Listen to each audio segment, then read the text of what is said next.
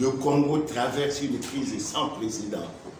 Crise multidimensionnelle actuelle qui tire sa source de 3 guerres civiles meurtrières et dévastatrices en 1993, 1997 et 1998, dont l'une d'elles vous a offert l'opportunité de reconquérir par les armes en octobre 1997 le pouvoir perdu par les urnes contre Pascal Lissouba, élu démocratiquement en 1992. Depuis ce coup d'arrêt du processus démocratique initié par la Conférence nationale souveraine de 1991, le peuple congolais, traumatisé par plusieurs décennies de violences politiques, traverse des jours et des nuits d'angoisse au cours desquels nous craignons de voir s'écrouler définitivement l'édifice d'une nation et d'un État que 62 ans d'indépendance n'ont pas permis de bâtir dans la cohésion nationale, la paix, la démocratie et le développement conformément à notre devise nationale, unité, travail, progrès.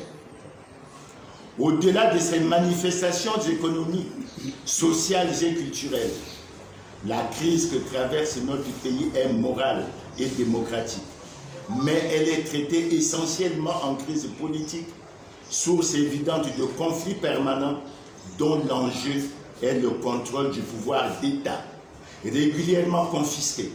Voici 62 ans d'indépendance par des groupuscules associés et organisés sur des bases claniques, tribales, ethniques, affairistes, voire criminelles. Monsieur le Président de la République, la crise morale et démocratique que traverse notre pays depuis votre retour au pouvoir en octobre 1997 procède de la violation par les gouvernants des 2 piliers indissociables sur lesquels reposent la construction et le développement des nations modernes et prospères, à savoir les valeurs éthiques et morales et les principes du pluralisme démocratique. Premièrement, la crise morale, elle est fondée sur la négation de l'homme comme moteur du développement. En effet, la construction d'une nation moderne et prospère est essentiellement fonction de la qualité de l'homme. C'est pourquoi toutes les nations ayant accédé au développement ont accordé la priorité à la formation et à la santé de l'homme par la mise en place à tous les niveaux de la société des systèmes éducatifs et sociaux sanitaires performants et de bonne qualité. En effet, former correctement l'homme congolais et lui donner un haut degré d'instruction, de conscience civique et morale furent les objectifs prioritaires de vos prédécesseurs, Fulbert et Loulou, Alphonse Massamba Deba et Marien Ngouabi, dont les politiques dans les domaines de l'éducation et de la santé avaient mis l'accent sur la qualité des infrastructures et équipements scolaires au niveau primaire, secondaire, professionnel, technique et universitaire, l'accès aux bourses scolaires à tous les niveaux des études et sans discrimination de tous les enfants congolais, quelle que soit leur origine sociale, la rigueur dans la discipline et la conscience civique à tous les niveaux des établissements scolaires, le suivi médical des enfants scolarisés par un service de médecine et d'hygiène scolaire approprié et de qualité. Cette ambition de doter notre pays des élites de qualité a permis de hisser le Congo en 2 décennies d'indépendance, de 1960 à 1980, au palmarès du pays le plus scolarisé d'Afrique, avec 100% du taux de scolarisation selon l'UNESCO, et de doter les administrations des cadres compétents et dévoués. Dans l'une de vos multiples adresses à la presse internationale, vous avez reconnu que le déclin de notre système éducatif a commencé dans les années 80, comme par hasard, sous votre règne au sommet de l'État, commencé le 5 février 1979. Aujourd'hui, notre pays est désormais en queue de peloton par la faillite généralisée de son système éducatif. Dans le domaine socio-sanitaire, l'effondrement total de l'ensemble des équipements et infrastructures, ainsi que du système de protection sociale, dont l'abandon de l'indigénat laisse l'écrasante majorité des Congolais vivant en dessous du seuil de pauvreté sans recours devant la maladie. Les privilégiés du pouvoir bénéficiant automatiquement des soins dans les hôpitaux à l'étranger évacués aux frais de l'État, c'est-à-dire des contribuables congolais.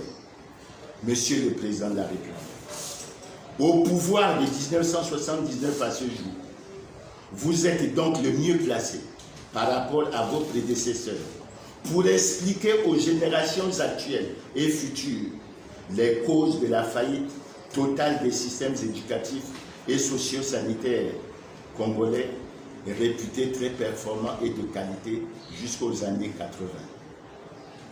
L'extrait ci-après du discours de Jean-Pierre Tister Tchikaya, alors président du RDPS, à la tribune de la Conférence nationale souveraine de 1991, nous donne un éclairage sur les causes politiques de cette faillite. Sans évoquer ici dans les détails ni l'état délabré de nos systèmes éducatifs et sanitaires, ni le chômage des jeunes, ni d'une manière générale les conditions de vie précaires des Congolais, nous pouvons affirmer que la débâcle économique entraîne par voie de conséquence le naufrage social.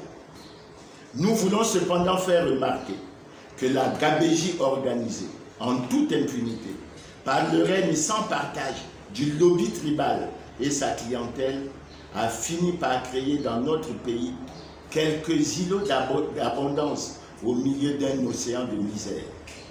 Plus grave encore, les valeurs civiques et morales ont été détruites. L'homme se juge désormais non pas à sa compétence, à sa probité et son dévouement à la cause nationale, mais à l'épaisseur de son porte-monnaie, quelles que soient les conditions de son enrichissement. Dès lors, du sommet au bas de l'échelle, des instances politiques et administratives, rares sont ceux qui ne mettent pas toute leur ingéniosité à chercher comment tirer part de la parcelle de responsabilité qu'ils détiennent pour s'enrichir illicitement et rapidement. Fin de citation. Ce discours historique du fait Tister Tchikaya conserve encore toute son actualité face aux réalités actuelles de notre société en crise. La destruction des valeurs civiques, éthiques et morales dans notre société est donc à l'origine du naufrage de notre pays. Car le développement d'une nation est avant tout fonction de la qualité de ses hommes et le rôle de toute organisation politique est de placer ces hommes dans des conditions permettant à mieux stimuler leur formation, leurs facultés créatrices et de mieux libérer leurs énergies pour les mettre au service de la construction nationale. Deuxièmement, la crise démocratique. Elle tire sa source dans le non-respect par les gouvernants de la règle de la majorité et celle du règne du droit. 2.1. La règle de la majorité traduit en termes pratiques le principe de la souveraineté du peuple qu'il exerce par l'élection. Les élections sont donc la pierre angulaire des gouvernements représentatifs démocratiques. Dans une démocratie, l'autorité des gouvernants n'émane que du consentement des gouvernés, c'est-à-dire le peuple souverain. Le mécanisme qui traduit ce consentement du peuple en autorité gouvernementale est la tenue des élections libres, transparentes et équitables, afin que le principe d'équité et d'égalité, un homme, une voix, soit respecté. Le recensement du corps électoral devrait scrupuleusement répondre aux normes des statistiques démographiques du recensement général de la population et de l'habitat, RGPH, et aux critères en la matière. Aucune manipulation, ni tripatouillage du corps électoral n'est ni acceptable, ni tolérable, car cela constitue une atteinte grave au droit fondamental du citoyen de choisir librement les dirigeants de son pays par le vote. C'est pourquoi le recensement administratif spécial RAS de 2013, réalisé par le ministère de l'Intérieur et qui consacre de manière honteuse et flagrante une diminution du corps électoral dans les départements des zones du sud du pays et un gonflement du corps électoral dans les départements des zones du nord est une grave atteinte aux droits fondamentaux des citoyens, à la cohésion sociale et à l'unité nationale. Malheureusement, depuis 2002, la gouvernance électorale a été totalement confisquée au profit des candidats du Parti congolais du travail par le recours à des procédés antidémocratiques. La souveraineté du peuple, consacrée par les principes universels de la démocratie, est inviolable et n'est possible que dans le strict respect de la règle et de la majorité. 2.2. Le règne du droit, c'est-à-dire la Constitution. Il traduit l'existence d'une loi qui s'impose à tous, sans exception, et qui garantit les droits et devoirs des citoyens ainsi que l'exercice des libertés.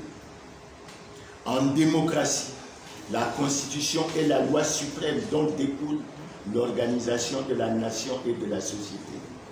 Elle consacre le règne de l'état de droit, dont la violation est source de conflits et de violences politiques. Or, les conflits et les violences politiques, dont l'enjeu est le pouvoir, est-il besoin de le rappeler, sont les plus sanglants, souvent aggravés en Afrique en général et particulièrement au Congo, par l'influence et l'emprise sur les acteurs politiques des lobbies claniques, tribalo-ethniques, affairistes et mafieux qui imposent et dictent la marche à suivre aux gouvernants.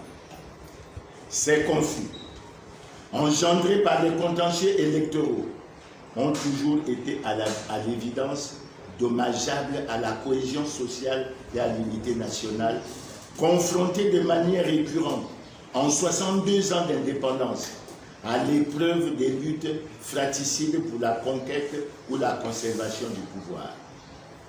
Le plus sanglant conflit électoral de l'histoire du Congo étant celui à l'origine de la deuxième guerre civile qui éclate le 5 juin 1997 à la veille de l'élection présidentielle pour la seconde mandature du président élu en 1992, Pascal Lissouba. La campagne militaire absurde des massacres dans le département du Pout en 2016-2017 en est l'illustration récente du climat ambiant et permanent de guerre civile entretenu autour des enjeux du pouvoir. Monsieur le Président de la République, l'histoire du Congo, notre beau pays, depuis son indépendance le 15 août 1960, est toujours demeurée mouvementée, tumultueuse, convulsive, marquée par l'intolérance, la haine de l'autre, la violence politique. En 62 ans d'indépendance, les coups d'État, les insurrections et les guerres civiles ont rythmé de manière récurrente l'alternance au pouvoir au prix de pertes de vie ou de liberté pour des dizaines de milliers de victimes souvent innocentes. Au-delà de ces milliers de compatriotes victimes connues ou anonymes de l'intolérance politique, le bilan ci-après de 62 ans d'indépendance, à travers le sort de vos 5 prédécesseurs à la magistrature suprême, illustre parfaitement la tragédie longue et sans perspective de solution du peuple congolais. Premièrement, Fulbert Youlou, 3 ans de règne de 1960 à 1963, arrivé au pouvoir par élection en 1960, chassé du pouvoir en août 1963 par insurrection populaire, condamné à mort, décédé en exil en Espagne en 1972, inhumé sans obsèques nationales.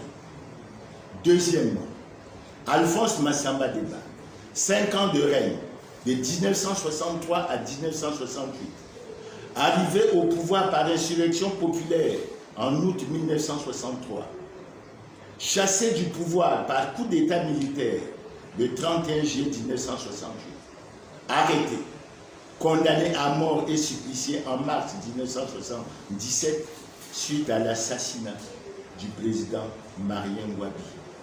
Son corps n'a jamais été retrouvé jusqu'à ce jour.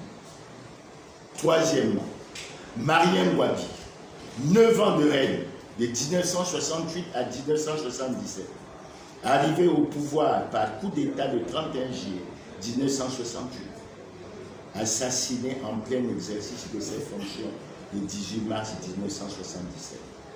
Troisièmement, bis, Denis Sassou Nguesso, président du comité militaire du parti, de mars à avril 1977.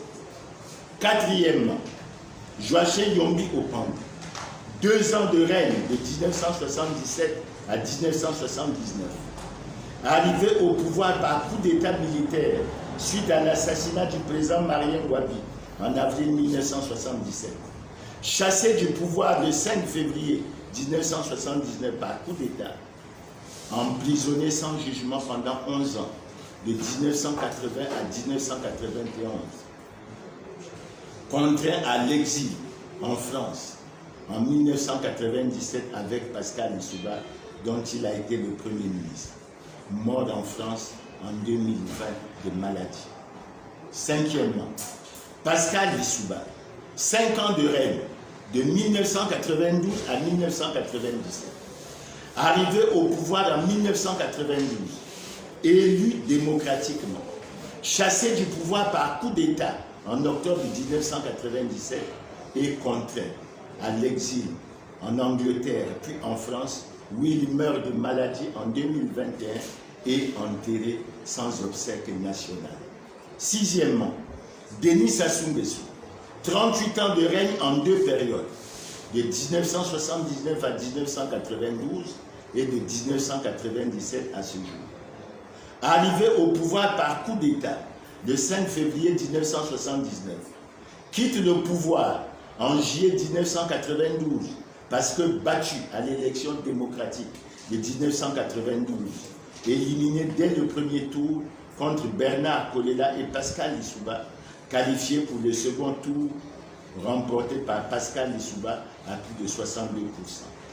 Retour au pouvoir le 25 octobre 1997 par coup d'État, à l'issue d'une guerre civile meurtrière de 5 mois, juin à octobre 1997.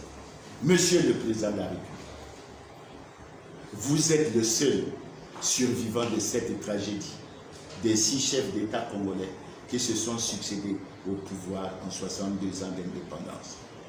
Monsieur le Président de la République, comme vous pouvez le constater à travers ce bref aperçu historique, aucun de vos 5 prédécesseurs à la magistrature suprême n'a pu jouir, depuis la proclamation de l'indépendance le 15 août 1960, ni d'une retraite paisible, ni d'une mort dans la dignité et les honneurs que toutes les nations modernes rendent à ceux de leurs enfants qui les ont incarnés au sommet de l'État.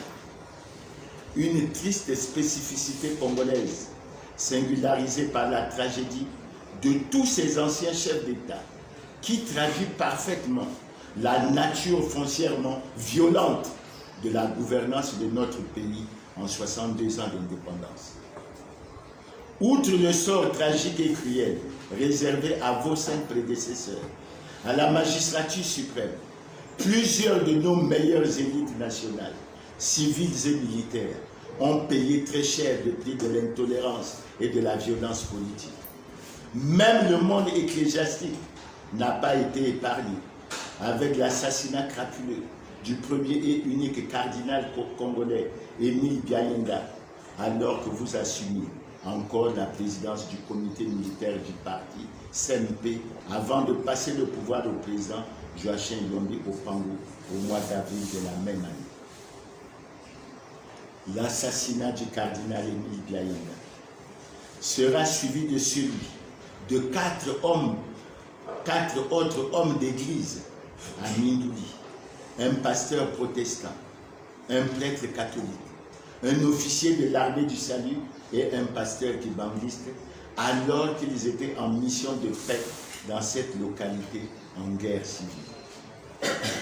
L'assassinat et le meurtre pour des mobiles politiques n'ont connu aucune trêve en 62 ans d'indépendance, avec une véritable chasse à l'homme organisée et planifiée par tous les pouvoirs contre nos élites nationales, dont le sort pour ceux qui ont échappé à la mort sera la prison ou l'exil à l'étranger, où plusieurs sont décédés sans retour au pays de leur dépouille. Mungunga Ngila et Philippe Bikikita.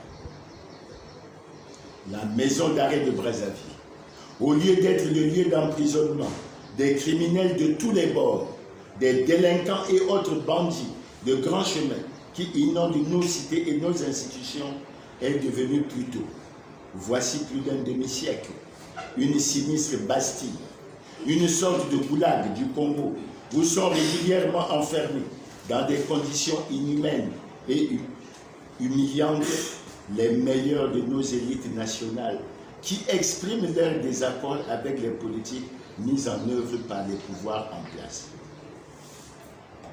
Comme dans les systèmes du communisme totalitaire, la conspiration, le complot ou le coup d'État, dans l'essentiel des cas imaginaires, ont régulièrement servi de prétexte pour justifier la mort physique ou politique des opposants. L'atteinte à la sécurité d'État est devenue l'accusation banale qui est brandie chaque fois que le pouvoir programme ou planifie l'élimination physique ou politique d'un cadre. Depuis plus d'un demi-siècle, les Congolais assistent régulièrement, jusqu'à ce jour, au déploiement des simulacres d'enquête musclés de police et de justice, conduites contre des opposants, supposés ou réels, par des fonctionnaires préalablement sélectionnés, parmi les plus zélés, fanatisés et motivés. C'est ainsi que précédemment au général Jean-Marie Michel Moukoki et le ministre André Okombi Salissa qui entament leur 7e année d'embastillement arbitraire et injuste. Plusieurs illustres personnalités de nos élites nationales, civiles et militaires, ont séjourné dans les lugubres cellules de la maison d'arrêt. L'histoire n'oubliera certainement pas les noms célèbres des pensionnaires de cette Bastille congolaise tels que 1. Des anciens chefs d'État par intérim, David Moutsaka, chef d'État par intérim du 15 au 17 août 1963, après la démission du président Fulbert Lumumba. Alfred Raoul, chef d'État par intérim de septembre à décembre 1968, après la démission du président Alphonse Massamba Deba. 2. Des autres personnalités politiques. Pascal Lissouba, Ambroise Noumazala, Ange Didier Diawara, assassiné. Élie Théophile Itsou, assassiné. Bernard Bakana Kolela, Jean-Pierre Tisser Chikaya, Claude Ernest Ndala, Lambert Ngalibali, Martin Berry, Joachim Yombi Opango, Ngila Mungunga Kombo, Prosper Abba Gandion, etc. 3. Des officiers supérieurs de la force publique. Kiyindou, assassiné. Félix Mouzabakani, Nzala Kanda, Benoît Mundeleboli, Godofroy Matini, Marcel Msourou, mort en prison. Alphonse Kimwala Kaya, assassiné. Prosper Matupampolo et Ikoko, assassiné. Augustin Poignet et Bundi, assassinés, etc. 4. Des hommes de culture et des artistes. Maxime Debeka, écrivain. Célestin Bemba, journaliste. Franklin Bukaka, chanteur, compositeur, assassiné, etc. La liste des suppliciés et des bagnards est longue, car la pratique de l'élimination physique ou politique remonte à plus de 55 ans, avec l'assassinat en 1965 de 3 hauts fonctionnaires. Joseph Poibo, premier président de la Cour suprême. Lazare Matsokota, premier procureur de la République. Anselme Massouni, premier directeur de l'Agence congolaise d'information. Monsieur le Président de la République, quel gâchis pour un petit pays comme le Congo, qui a consacré très tôt, après la proclamation de son indépendance, d'énormes moyens financiers et matériels pour la formation des cadres de qualité dans les universités d'Afrique, d'Europe, d'Amérique et d'Asie. Le pouvoir que vous incarnez, voici 25 ans, a déjà posé plusieurs actes et pris des décisions dont la préoccupation essentielle est la conservation du pouvoir, quoi qu'il en coûte.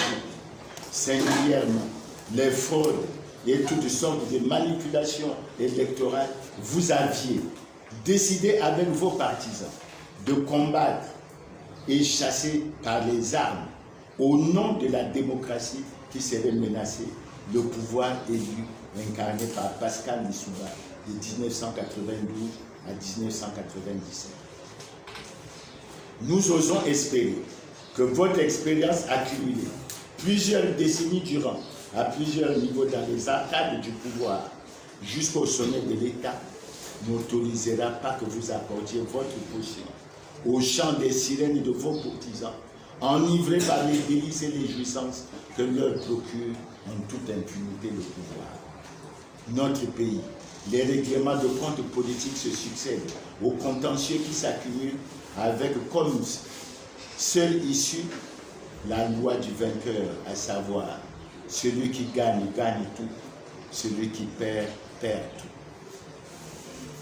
Dans notre pays, le compromis historique par la réconciliation nationale n'a plus jamais inspiré le règlement des conflits politiques. Sans réconciliation nationale, sans paix durable, sans le progrès, le Congo ne se lèvera pas. Les Congolais ne connaîtront pas dans leur majorité le bien-être. Jean-Marie Michel Moukopo et André Okombi Salissa, enfermés injustement voici 7 ans dans les cellules de la maison d'arrêt de Brazzaville. Benoît Koukebene et Jean-Martin Bemba, etc., condamnés à l'exil en France, symbolisent encore à ce jour la poursuite du long calvaire de plus d'un demi-siècle de traque de nos élites nationales commencées en 1965. Monsieur le Président de la République, Monsieur le Président de la République, combien de temps resterez-vous encore indifférent à leur sort? Monsieur le Président de la République, il sied de vous rappeler qu'en 1981, au terme d'un débat houleux et d'un bilan sévère des 27 ans du système de parti unique à la conférence nationale souveraine, vous aviez prononcé avec courage et lucidité, au nom de tous vos prédécesseurs à la magistrature suprême, le célèbre « J'assume ». Cette position, fondée sur l'altruisme, face au mouvement de démocratisation irréversible du continent africain, qui a soufflé en 1990-1991, a permis d'assurer à notre pays une transition pacifique du système de parti unique à celui fondé sur le pluralisme démocratique. Malheureusement, depuis votre retour au pouvoir, notre pays est replongé dans une autre crise, sans doute la plus grave de son histoire, parce qu'aucune leçon n'a été tirée par votre parti, le Parti congolais du travail, qui est revenu aux affaires avec les mêmes pratiques, les mêmes hommes, les mêmes comportements décriés à la conférence nationale souveraine. Replongé dans les luttes fratricides sur les enjeux du pouvoir, le Congo est politiquement dans une impasse totale dont il faut impérativement trouver des voies de sortie pacifiques et définitives. Cependant, les voies de sortie pacifiques et définitives d'une crise aussi grave ne sauraient venir ni s'accommoder d'un projet de succession dynastique au sommet de l'État, tel qu'il est évoqué par une rumeur persistante et jamais démentie. Ni les fuites en avant, ni les calculs partisans, tribalo-ethniques ou claniques, encore moins les tripatouillages constitutionnels, ne sauveront notre pays d'une crise politique aussi profonde qui met en péril l'unité et la cohésion nationale. La sortie pacifique et définitive de la crise actuelle est possible à condition que d'une volonté politique affirmée de toute la classe politique congolaise, sous votre impulsion, émerge un sursaut collectif et nationale. Sans refaire une conférence nationale souveraine bis, le dialogue politique inclusif se révèle comme la seule alternative pacifique en vue du sursaut national et patriotique, afin que notre pays retrouve le chemin de la démocratie, de la paix et de sa crédibilité dans le concert des nations. Le dialogue national inclusif, préparé par tous, impulserait un élan qui devrait être soutenu par la communauté internationale dans le but d'aider le Congo qui est véritablement en danger. En effet, la situation est bien alarmante et ne rien faire est synonyme de non-assistance à un peuple en danger. Il ne s'agit donc pas ici de sauver un régime politique, mais une nation en péril, mue par la volonté de construire notre pays, dont nul citoyen ne peut se targuer de privilèges exclusifs d'appropriation. La présente approche politique sur la crise congolaise est un appel à la responsabilité du premier magistrat au sommet politique et social. Les objectifs, la préparation, l'organisation et la feuille de route d'un aussi ambitieux projet de redressement et de reconstruction nationale ne peut être que le résultat d'un dialogue inclusif associant toutes les intelligences et forces représentatives de la nation, pouvoir, opposition, société civile, dans leur diversité, tant de l'intérieur que de la diaspora congolaise. Le progrès de tous est donc possible, mais 3 conditions sont essentielles. 1. Réconcilier les cœurs et les esprits des Congolais résignés dans les rancœurs. 2. Rompre avec les dogmes du totalitarisme. 3. Construire un état de droit dans la démocratie pluraliste. La démocratie doit être à la fois notre objectif et le passage nécessaire pour développer le Congo. C'est au milieu des ruines que doit naître la volonté de sortir de la culture de la violence politique qui génère les guerres civiles et leurs corollaires, la mort, la prison, l'exil, les souffrances humaines, la régression et la décadence du pays.